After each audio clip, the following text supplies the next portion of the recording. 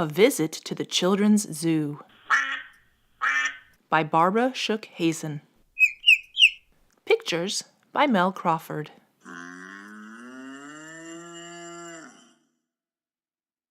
Susie and Ned are visiting the Children's Zoo. It is a very special kind of zoo. Grown-ups can't even get in unless they go with one of us, says Ned proudly. Look, says Susie. Most of the animals are little too. Here's a baby kangaroo. I wonder if they have any guinea pigs like our pet, Mr. Guinea Pig, says Ned. Here comes a woolly young llama. He has the longest eyelashes I've ever seen, says Susie. The llama likes to have his back scratched.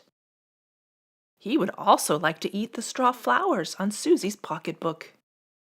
But Susie says, "No, llama." She feeds him an animal cracker instead.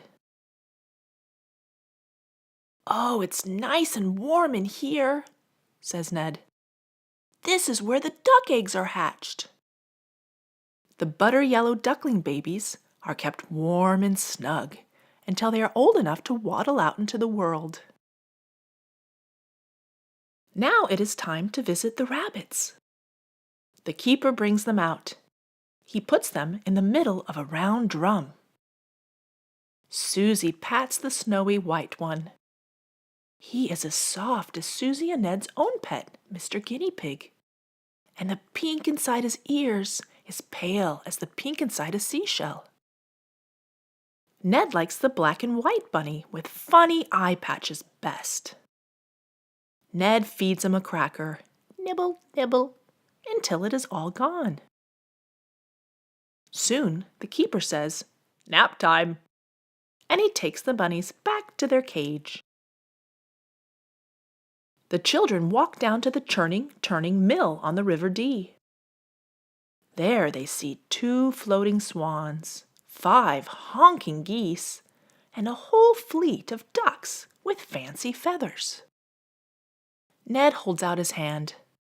All the birds come bobbing by for bits of animal cracker.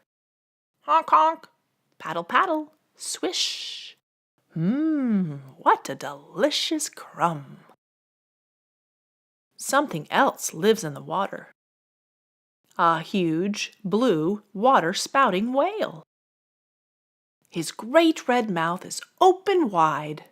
Both Susie and Ned can walk inside. "Look," says Susie.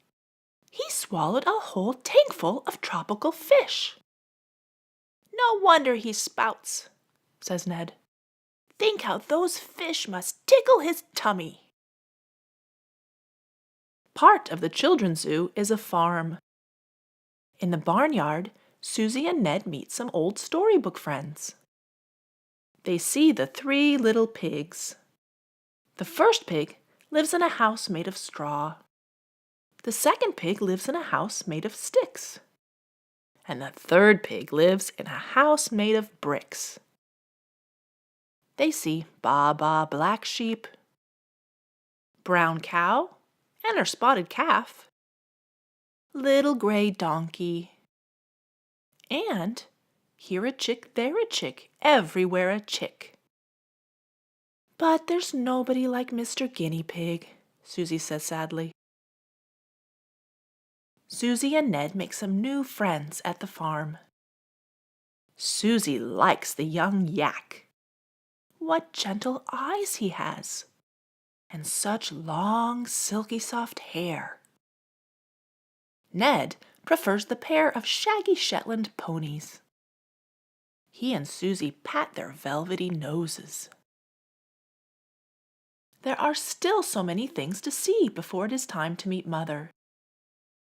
There's an apartment house for mice, a monkey who dances to music, tame deer who eat from your fingers, and a talking bird with a bright orange beak. And there are still so many things to do. Susie wants to listen to storytelling time. Ned wants to slide, whoosh, right down to the bottom of the rabbit hole. And both children want to feed Bulldog Trash Basket. And there are still places to visit. Susie and Ned can't leave without seeing Hansel and Gretel's candy cane house with its white icing roof and gumdrop chimney. "Let's go to the castle on the hill," says Susie. The castle has high turrets and towers. It is guarded by friendly goats with green gold eyes. From the tower window inside, Susie and Ned look down on the whole children's zoo. They can see all the animals and all the things to do. They can see the pond and the whale. They can even see part of the park, the trees, and the tall, tall buildings beyond.